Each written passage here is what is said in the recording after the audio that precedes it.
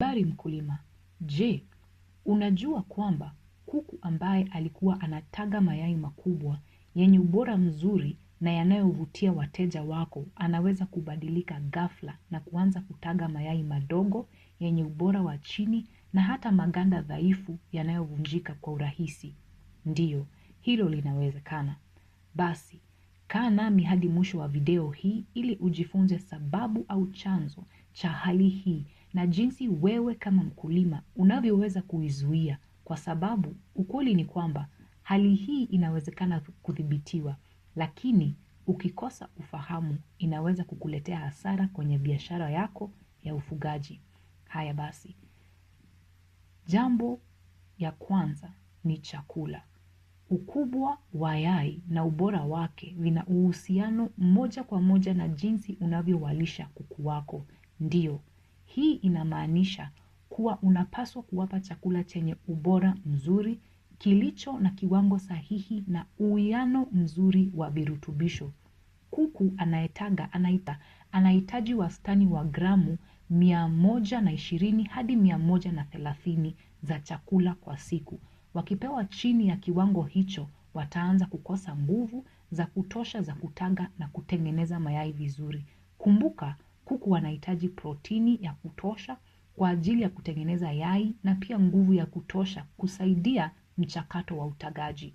Virutubisho visipokuwa katika uwiano sahihi, kuku watatumia chakula walichokula kwa ajili ya kuishi tu.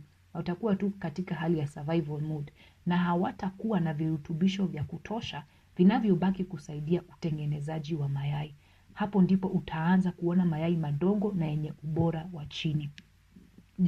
Jambo la pili ni hali za mazingira na mambo mengine yasiyoweza kudhibitiwa kwa urahisi.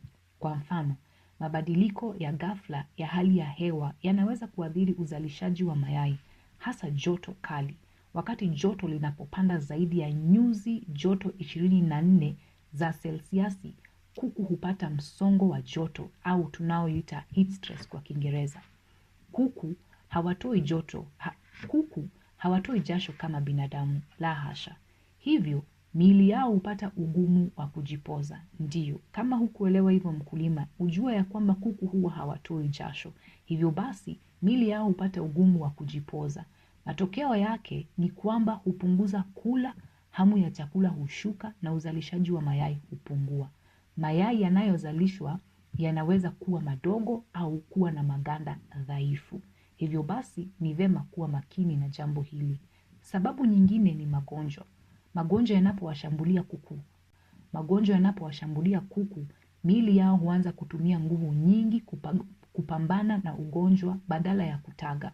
Hali hii husababisha kupungua kwa hamu ya kula, kushuka kwa uzalishaji wa mayai au kutaga mayai yenye ubora duni.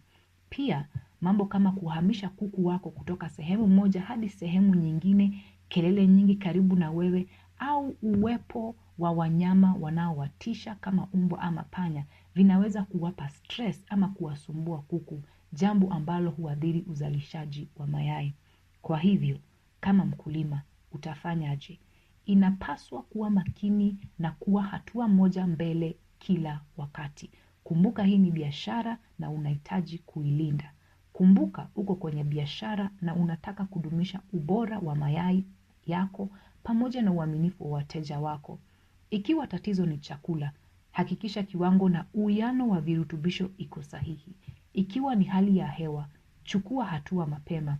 Unaweza kutumia feni, unaweza nunua feni ili kuweza kusaidia kupunguza joto ndani ya banda. Kuwapa maji safi na baridi siku nzima pia husaidia sana, na kuwapa chakula wakati hali ya joto imeshuka kama asubuhi, mapema au jioni.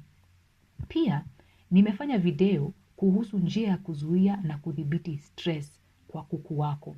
Tafadhali angalia video hii kwenye link, ujifunze mbinu rahisi ambazo unaweza kusaidia sana kulinda kuku wako na kudumisha uzalishaji mzuri wa mayai hata wakati joto ni jingi. Kuhusu magonjwa, hakikisha unatibu mapema kabla hali haijawa mbaya zaidi ili kuku waweze kurejea kwenye uzalishaji haraka. Na kwa ujumla mkulima, Epuka mambo yote yanayoweza kuwapa kuku wako stress au kuwasumbua, ili waweze kuwa na mazingira ya amani na waweze kuendelea kutaga vizuri. Asante sana kwa kutazama video hii. Tafadhali usisahau kulike video, hata kushare na wengine watakaoweza kufaidika, kusubscribe kwa maudhui zaidi kama haya. Mpaka wakati mwingine, furahia ufugaji wako wa kuku. Asante na karibu.